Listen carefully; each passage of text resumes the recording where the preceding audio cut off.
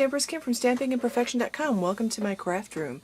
I saw a sketch over at Create with Connie and Mary today that I wanted to give a try. It looked interesting. I haven't tried a sketch like this before, so I thought I would give it a try. And I'm going to use 3 different stamp sets to do it. I'm using the Beautiful Bunch stamp set, and I'm stamping this image right here, and it's actually bigger than it looks on the package. One of the reasons I wanted to use this was because we have a new punch that goes with this. It's called the Fun Flower Punch, and that will go with 3 images in the Beautiful Punch stamp set. So I stamped that in Daffodil Delight and punched it out with the punch. Then I used the little tiny floral image, this one right here. Again, it's bigger than it actually looks on the front of the case, but it's pictured actual size in the catalog. And that goes along with the Petite Petal Punch. So I stamped that out also in Daffodil Delight. And then, of course, I had to use my favorite old standby, Mixed Bunch. I punched this image out again in Daffodil Delight. And so here's the stamp. And that coordinates with the Blossom Punch, one of my very favorite punches. I've actually had a lot of customers purchase this punch lately. It is fantastic. So Beautiful Bunch, Mixed Bunch, and then for my sentiment, I'm using one of the larger congratulations stamps from the Bravo stamp set. Now the Bravo stamp set is a photopolymer stamp set, so you can see it's clear because it's a polymer material, which means it's a plastic material. So I went ahead and stamped that on a piece of Whisper White, everything stamped on Whisper White, and I stamped it in Pear Pizzazz. And I chose Pear Pizzazz because I wanted to use some of this great cotton ribbon, and I wanted a green, and this cotton ribbon comes in. This is the new ribbon that Stampin' Up! Just came out with.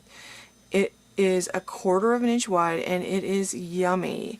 So I wanted to use a couple pieces of that. These are cut about 5 inches or so. So that's Pear Pizzazz. I stamped my congratulations from the Bravo stamp set on Whisper White in Pear Pizzazz. And this is cut 1 inch by 4.5 inches. And it actually calls for, the sketch actually calls for it to come to a point at the end. But instead, I'm going to use my Project Life corner rounder, because I love this little gadget, and I'm just going to round these 2 ends. And so I have that rounded. Now I just need to put the card together. Now I am using this fantastic Blackberry Bliss. This is 5.5 by 8.5. I scored and folded it at 4 1/4, and then I took a piece of this Park Lane Designer Series paper. It looks like this on the back. The polka dots are pretty wonderful also, but I really liked this little like floral image here. Now for the month of July, Stampin' Up! Has they have 8 packages of Designer Series paper on sale. If you purchase 3 packages, you get 1 package free. This could be one of your free choices, and you can get more details at mystampingstore.com. and you can purchase them at mystampingstore.com or on my blog at stampingandperfection.com. Now I've cut this piece at 4 by 5 1/4. Oops, before I do that, I want to stick this down. Before I do that, and I'm going to be quick because I just put that glue on, I'm putting glue dots on the ends of each one of these, and this is going to go to the left hand side just like this, and it's going to be a mess because I already put the glue on. If I hadn't, I would just cut it to the exact size and just lay it on top.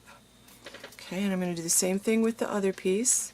I'm going to put it next to it, mostly because I didn't like the way any of the Baker's twine seemed a little busy.